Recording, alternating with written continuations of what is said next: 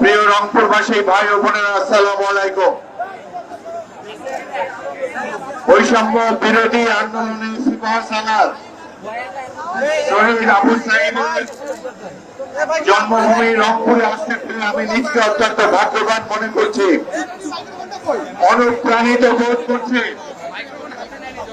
রংপুর আজ বিশ্ব মানচিত্রে অবস্থান নিয়েছে এই কৃতি সন্তান শহীদ আবু সাঈদের জন্য।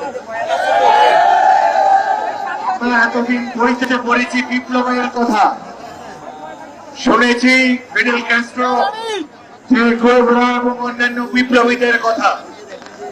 বিপ্লব হয়েছে রাশিয়াতে, কিউবাতে, ভিয়েতনামে, আলজেরিয়াতে, ইরানে, বহু দেশে।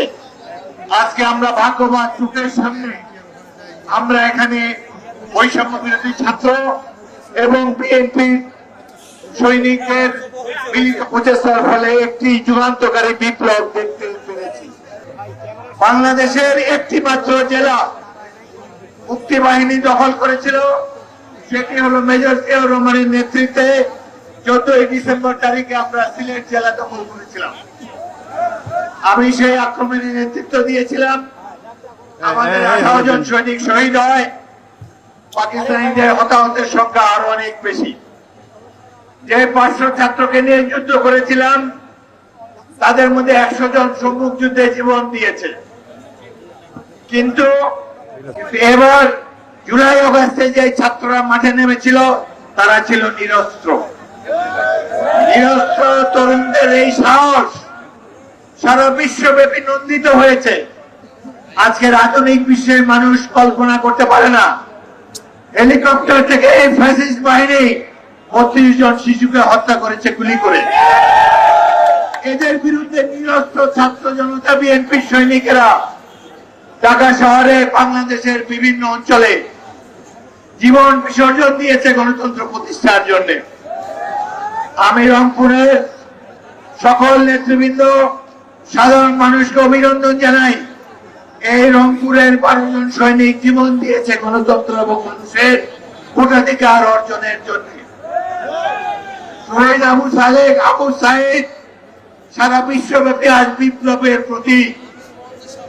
চে গুয়েভারা, ফিডেল ক্যাস্ট্রো এবং অন্যান্য বিপ্লবীদের পথে একই মর্যাদায় উচ্চারিত হচ্ছে রংপুরের কৃতি সন্তান আবু সাঈদের নাম। আমি তাকে গভীর শ্রদ্ধার সাথে স্মরণ করি এবং তাকে অভিবাদন জানাই। প্রিয় রংপুরবাসী, প্রিয় বিএনপি সৈনিকেরা, আমাদের যুদ্ধ এখনো শেষ হয় নাই। আমরা অর্ধেক পথ অতিক্রম করেছি।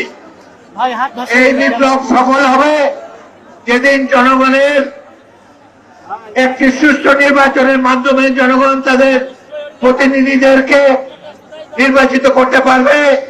যে গণতন্ত্রের জন্য আমরা 17 বছর ধরে যুদ্ধ করেছি, সেই দিন, সেই সুষ্ঠু নির্বাচনের পর ইনশাল্লাহ বাংলাদেশের মাটিতে গণতন্ত্র আবার প্রতিষ্ঠিত হবে। আমাদের নেত্রী বেগম খালেদা জিয়া আবার ইনশাল্লাহ বাংলাদেশের প্রধানমন্ত্রী হবেন। আপনারা দৃঢ় অবিচল ভাবে অপেক্ষা করে থাকুন। আমাদের নেতা তারেক রহমান নির্দেশ দিয়েছেন সবাইকে শৃঙ্খলাবদ্ধ থাকার জন্য।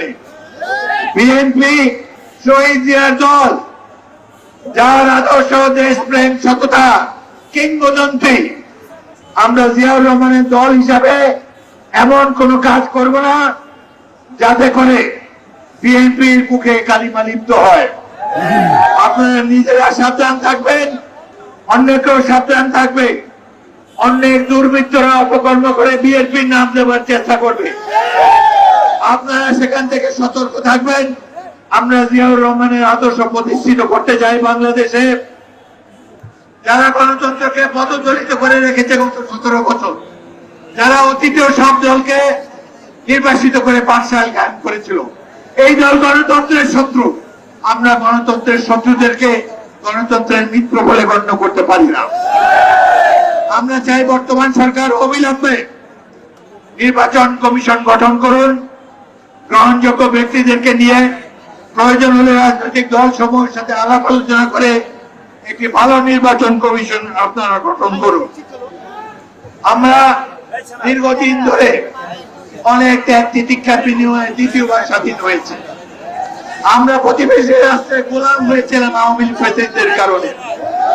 5 তারিখে যেদিন এই সরকার পতন হয়েছে, আপনারা দেখেছেন 487 জন পুলিশ কর্মকর্তা ঢাকা সেনানিবাসে আশ্রয় নিয়েছে। এরা সবাই খুনি, দুর্বৃত্ত।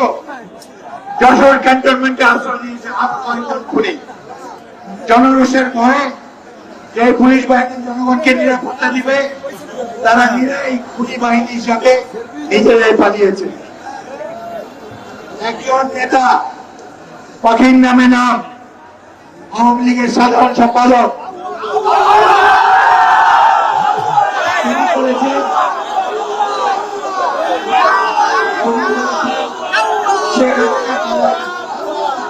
তিনি কি বলেছেন? শেখ হাসিনা পালায় না। পালিয়েছে না পালায় নাই? বাংলাদেশের মাটিতে আর তাদেরকে দেখতে চাই না। এইবার যে গণতন্ত্রের বিজয় সূচিত হয়েছে, আমরা আশা করব ভবিষ্যতে এই দেশে আর কোনদিন স্বৈরতন্ত্র হবে না। দেশের সাহসী মানুষ আর কোনদিন স্বৈরতন্ত্রকে সহ্য করব না। আমরা চিরকালের জন্য গণতান্ত্রিক ব্যবস্থা চাই, সাধারণ মানুষের শাসন চাই, প্রত্যেকের জন্য সুযোগের সমতা চাই।